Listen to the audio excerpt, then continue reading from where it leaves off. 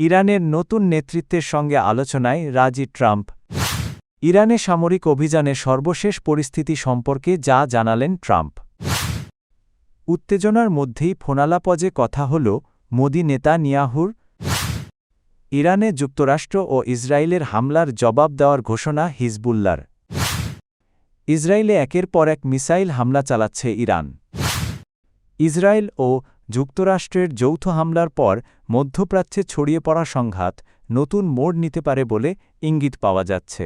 মার্কিন president Donald Trump জানিয়েছেন, ইরানের নতুন নেতৃত্বের সঙ্গে আলোচনায় বসতে তিনি রাজি হয়েছেন। দ্য আটলান্টিক ম্যাগাজিনকে দেওয়া এক সাক্ষাৎকারে ট্রাম্প বলেন, ইরানের নতুন নেতৃত্ব যুক্তরাষ্ট্রের সঙ্গে আলোচনা করতে আগ্রহ প্রকাশ করেছে এবং তিনিও তাদের সঙ্গে কথা বলার পরিকল্পনা করছেন। তিনি বলেন, তারা কথা বলতে চায় এবং আমিও কথা বলতে রাজি হয়েছি, তাই আমি তাদের সঙ্গে কথা বলব। ট্রাম্প আরও বলেন, এই আলোচনা আরও আগেই হওয়া উচিত ছিল এবং বিষয়টি বাস্তবসম্মত ও সহজভাবে সমাধান করা যেত। তবে তার মতে ইরান আলোচনায় আসতে দেরি করে ফেলেছে। দ্য আটলান্টিকের প্রতিবেদনে বলা হয়েছে, আলোচনা কখন অনুষ্ঠিত হবে সে বিষয়ে নির্দিষ্ট কোনো সময়সূচি জানাননি মার্কিন প্রেসিডেন্ট। মার্কিন প্রেসিডেন্ট ডোনাল্ড ট্রাম্প ইরানের বিরুদ্ধে যুক্তরাষ্ট্র ও ইসরায়েলের চলমান সামরিক অভিযান নিয়ে নতুন কিছু তথ্য জানিয়েছেন। সোমবার ২রা মার্চ বিভিন্ন মার্কিন গণমাধ্যমকে দেওয়া সাক্ষাৎকারে তিনি এসব কথা বলেন। বিবিসির লাইভ আপডেট অনুযায়ী ফক্স নিউজকে ট্রাম্প জানান যে সামরিক অভিযানে একসঙ্গে ৪৮ জন ইরানি নেতা নিহত হয়েছেন বলে দাবি করেন তিনি। তার মতে ইরানে সামরিক অভিযান দ্রুতগতিতে এগিয়ে যাচ্ছে।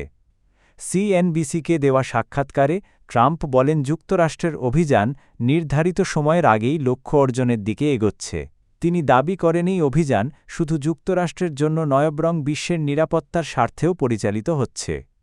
এমএস নাওকে দেওয়া বক্তব্যে তিনি বলেন, যুক্তরাষ্ট্রে বসবাসকারী কিছু প্রবাসী ইরানি সর্বোচ্চ নেতা আয়াতুল্লাহ আলী খামেনির মৃত্যুর খবরে উল্লাস প্রকাশ করেছে।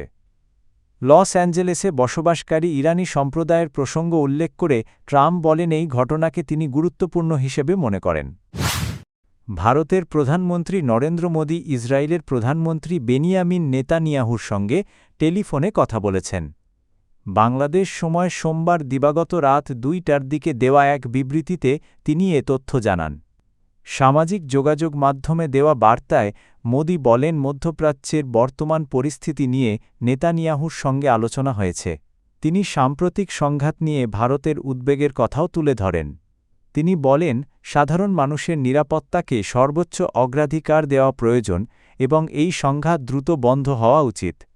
ভারত আবারও স্পষ্টভাবে জানিয়েছে, মধ্যপ্রাচ্যের চলমান উত্তেজনা নিরসনে অবিলম্বে সংঘাত বন্ধ করা জরুরি। ইরানের ওপর যুক্তরাষ্ট্র ও ইসরায়েলের হামলার জবাব দেওয়া হবে বলে জানিয়েছে ইরান সমর্থিত সংগঠন হিজবুল্লাহ। এক বিবৃতিতে লেবাননের হিজবুল্লাহর মহাসচিব নাইম কাসেম বলেনই, গোষ্ঠী প্রতিরোধের পথ থেকে সরে আসবে না এবং আগ্রাসনের জবাব দেওয়া হবে। তিনি ইরানের সর্বোচ্চ নেতা আয়াতুল্লাহ আলী খামেনির ওপর হামলাকে গুরুতর অপরাধ হিসেবে উল্লেখ করেন। তিনি বলেন, বিশ্বাস ও নীতির ওপর আস্থা রেখে হিজবুল্লাহ এই পরিস্থিতিতে নিজেদের দায়িত্ব পালন করবে। হিজবুল্লাহ লেবাননের একটি প্রভাবশালী শিয়া সংগঠন, যার নিজস্ব শক্তিশালী সশস্ত্র বাহিনী রয়েছে। ১৯৮০-এর দশকের শুরুতে ইসরায়েলের বিরোধিতার লক্ষ্য নিয়ে সংগঠনটি গড়ে ওঠে। পরবর্তীতে হিজবুল্লাহ লেবাননের রাজনীতিতেও গুরুত্বপূর্ণ শক্তি হিসেবে আত্মপ্রকাশ করে এবং ১৯৯২ সাল থেকে দেশটির জাতীয় নির্বাচনে অংশ নিয়ে আসছে। দখলদার ইসরায়েলকে লক্ষ্য করে নতুন করে ক্ষেপণাস্ত্র হামলা শুরু করেছে ইরান।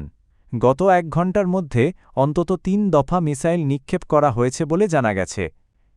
সংবাদ মাধ্যম টাইমস অব ইসরায়েল জানিয়েছে, বাংলাদেশ সময় সোমবার রাত ১:২০টার দিকে ইরান নতুন করে মিসাইল ছুড়লে ইসরায়েলের দক্ষিণাঞ্চল সহ বিভিন্ন এলাকায় সতর্কতামূলক সাইরেন বেজে ওঠে। অসমর্থিত সূত্রে জানা গেছে, একটি মিসাইল সরাসরি তেল আবিবে আঘাত হেনেছে বলে দাবি করা হচ্ছে। তবে এই তথ্য স্বাধীনভাবে নিশ্চিত করা যায়নি। এছাড়া ইরান একসঙ্গে কতগুলো মিসাইল নিক্ষেপ করেছে বা সেগুলোর কতগুলো প্রতিহত করা হয়েছে সে বিষয়ে এখনও স্পষ্ট তথ্য পাওয়া যায়নি।